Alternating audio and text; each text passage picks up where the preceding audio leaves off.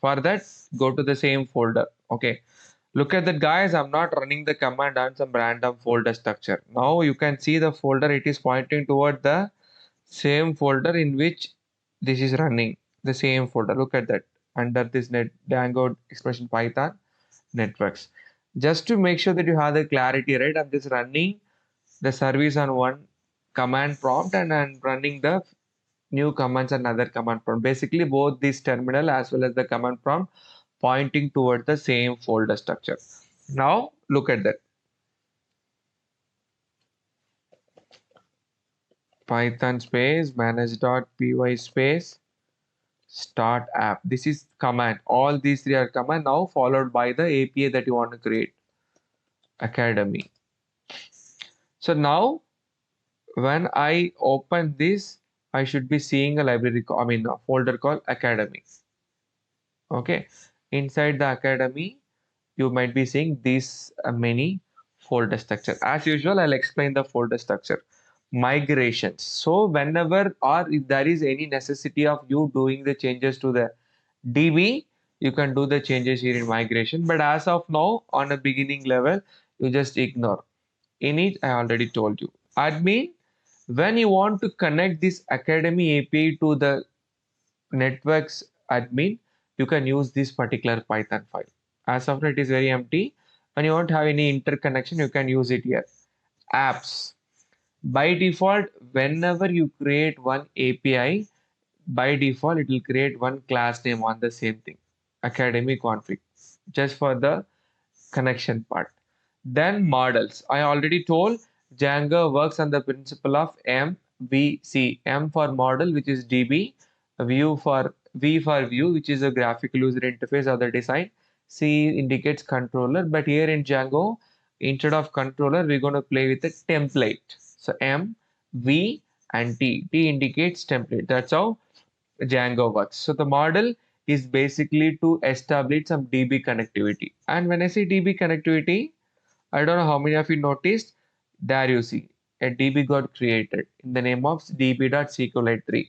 That will be created that you can see in visible or you can have the visibility when you run your Django for the very first time. Till you run, it doesn't show the visibility, but when you run your Django application for the very first time, it can be seen in your folder structure. So come back to the this structure. Test you can ignore and views. Views is the place where you're gonna tell your application that whenever somebody hits like IP address slash academy, you can see now you have admin. So now what you are expecting, like admin, you want somebody to hit this URL, correct? Because you're running on a local IP.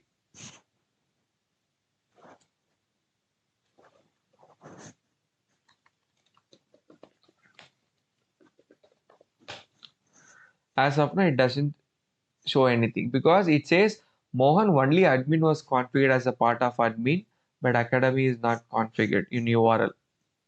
So that's the point. So when you type slash academy, what you supposed to project? That is what the user gonna see. Correct. When you type google.com, it is displaying the search engine. When you type facebook.com, it is displaying the login screen. Basically, the view is what you're gonna project to the user, whoever types your IP address. That's what it is. Okay. Now I'm gonna take you to the step-by-step procedure to make sure that how this academy works as a API. First thing, go to the settings. Go to the settings, go to this installed apps variable and tell them that yes, you have created one application just by declaring its name, Academy. That is for most sufficient. Next thing, you need to go to the URLs of your main project. Here, you have to tell that you indeed created an API. So path, open brace, close brace, comma, and same thing, academy slash. That means when somebody hit the academy, where they supposed to go.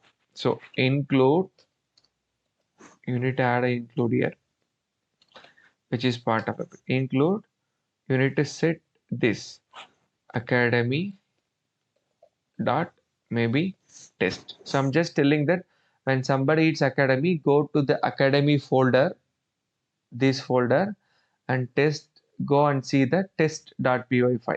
Test.py file. As of now, it is empty, but I'll tell you how to do it. Okay.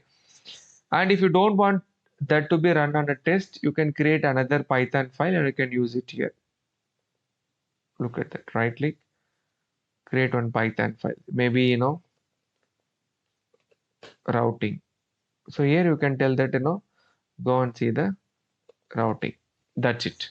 Now you made a settings and you now created your, I mean, you just set your academy inside the URLs as well. And you also telling that where it's supposed to redirect. But before you redirect, right, you need to keep what you're supposed to show to the client, viewing, visualizing thing. So from django.http import http response, then some function, any name. Let me keep it as index as the name. Index. What index? Index of the request. That means whoever gives the request, you know that typing www.google.com is nothing but your request, and on your request the Google is giving you the response. What Google is giving? Google is returning the response. What response? HTTP response. We are giving HTTP request. So request and response. What response? Just give them the text response. This is my API. Please do refer. Something like this. So now I set my thing on a networks, and then what I did was I just made the URLs available in Academy. API is available in the URLs. Now third thing what I did was I created the view. Now I need to go into the routing. Routing is empty. So what I can do, just copy paste these 4 lines. Go to writing, paste. I don't want anything. Even I don't want this. So now I already inside my academy folder. So just empty code is enough here. Now you have to tell where it's supposed to do. It's like, when I want to meet somebody, I have to check with the security. Security will tell me that go to the reception, and the reception guy will tell you go to the department, and the department guy tells you there he's working or he is sitting. So that's how it works. Setting, and then main URLs, and then routing, and then view file. So now I have to tell where it is. So it is in views.index. So here from dot, that means from current folder, import views. That's it. After importing, I'm just redirecting my route to this index. So whenever somebody gives the request, it will go to setting. It will go and check URLs whether academy is updated properly. Yes, I updated, and now I'm telling my route that go to academy folder. It goes to academy folder and sees the routing file, and now the routing file gives you the final destination. What is the destination? Your views.py. As simple as that. Okay, so it's running. So now when you click F5, there you see whatever I given as part of my text is getting displayed over here. Okay, that's the beauty of Django. That's the beauty of Django. Look at that. Everything is tightly coupled, right? So whatever you want to do, everything is inbuilt one. You can start using and you can start implementing however you want to use. Right. Now, usually we don't give people a normal text response. We might be giving at least a HTML response. Correct. Now that is what I'm going to do it. For that, what I'm going to do is that I'm going to create another folder, set directory, which is in the name of templates. Okay. Inside a template, I'm going to create one HTML. Look at that. Let me open that simple HTML.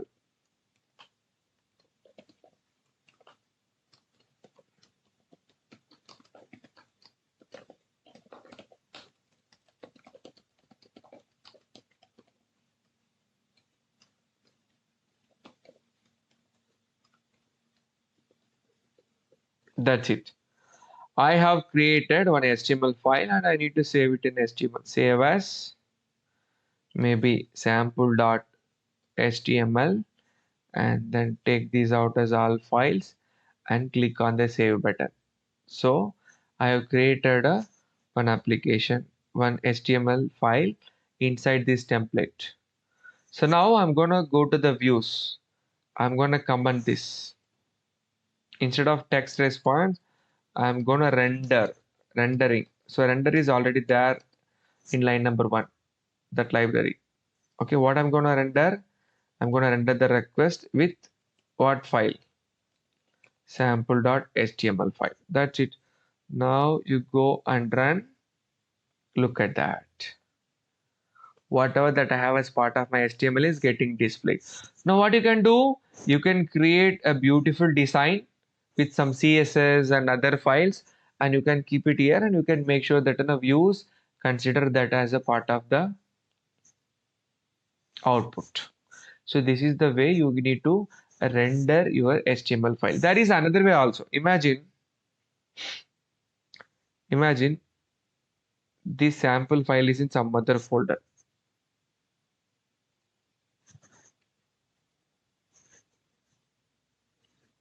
Testing folder. Testing my HTML. Now HTML is here. So unfortunately it won't work. Look at that. Because the template is not there. I'm trying to have the sample.html as part of my view. Look at that. But unfortunately the sample.html is not available inside a template. It is available in some other folder.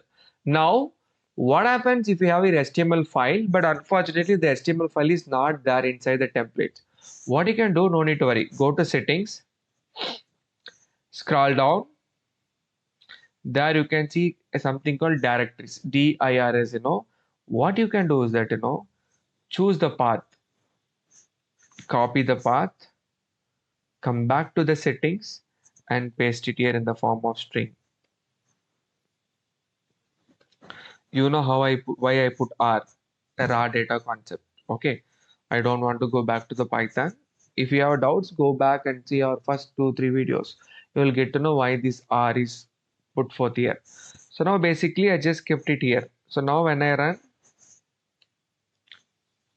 look at that. Again, it has been caught. So basically, whenever you want to have the HTML file as a part of your review, you can keep the HTML file in two different way. One is to create a templates folder inside your API, or you can keep the HTML in some other folder of your system and you can copy the path and keep it inside the directories of the settings file. Preferably keep it within the same Django application so that when you want to deliver it to the client, you can deliver it all together. So basically, the thing that I'm advising is that keep it inside the templates only. Okay. And I told that in future, whenever you want to have some external files like JavaScript, CSS file, you can add that, but you need to add that in a separate folder called static files. You need to create another folder called static where you can keep the reference file like CSS or some other thing. But for the basic understanding, whatever we discussed as a part of this video is almost sufficient. Maybe in some other video we might be seeing how to connect a DB, because I already introduced you to that particular concept called ORM, object relational mapping. I told that Django works on the principle of Django ORM. It has its own object relational mapping, right? So I'm going to show you that how the DB tables are created. It is almost resemblant that of the SQL alchemy, but still I'll explain how the model works, and I'll also try to show you the model by connecting that back to the existing admin file. So these two things we'll see in some other videos. Okay. Thank you guys.